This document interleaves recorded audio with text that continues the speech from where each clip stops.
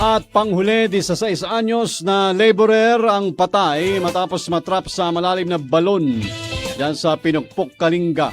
Katropa natin sa balita, Marjorie Dakiwag na XFM Tugigaraw.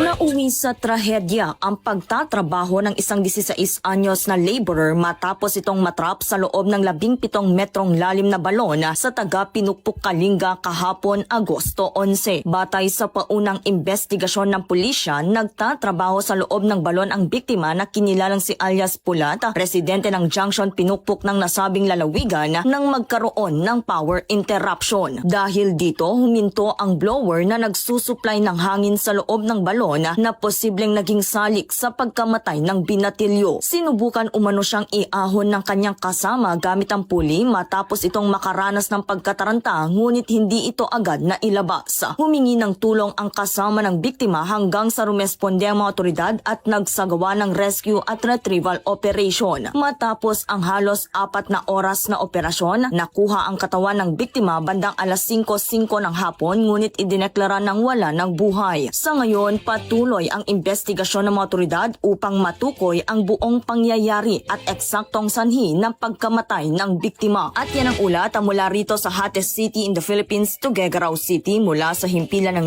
95.7 XFM Tuguegarao para sa nagkakaisang Pilipino sa Pilipinas at sa buong mundo. Itong niyong lingkod, si Katropang Marjorie Dakiwag, XFM News.